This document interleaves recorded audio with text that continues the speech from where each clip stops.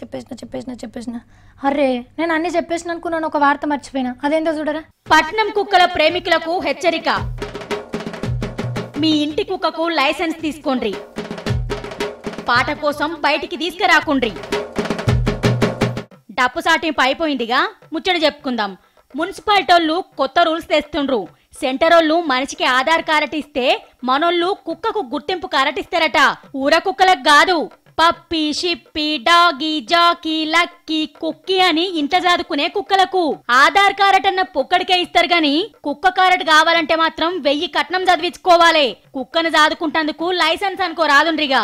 ఈడికే అయిపోలే, పొద్దుగాల సలిగాలికి తీసుకొస్తారు కదా రోడ్ల మీదకి, పార్కులకు. కుక్కలకేమో ఏడ మంచిగా కనబడితే ఆడ పాట పాడు అలవాటు. గోడల మీద రోడ్ల మీద పిచికారి చేస్తాయి. అగో గందుకే కుక్కను బయటికి తీసుకొస్తే 10,000 దండగా కట్టించుకుంటారట. రోజుకు ఎన్ని మాటల బయట తిప్పితే అన్ని 10,000 గోవిందా.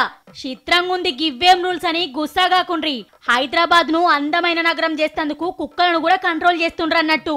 కొత్త రూల్స్ కాగితాలు సర్కారుకు పంపిండ్రట. ఇక వీళ్ళు ఓకే అంటే చాలు, కుక్కల వేట సురువైతది 10,000 కట్టించుకుంటందుకు. రోడ్లు గలీజ్ కావద్దని పట్నం మున్సిపాలిటీల తన్లాట ముద్దుగానే ఉన్నది గాని ఊర కుక్కల సంగతేంది సార్లు? మనుషులు కనబడితే పిక్కలు వీకి బొక్కలు గంకుతానాయి. గల్లీల కుక్కలు గలీజ్ చేస్తే ఏం కాదా? ఓ పని చేద్దాం సార్లు, మీరేమో మీంజాదే కుక్కలకు ఫైన్లు కట్టించుకోర్రి, మేమేమో ఊర కుక్కలకు మీతాన ఫైన్లు వసూలు చేస్తాం. షెల్లుకు షెల్లు.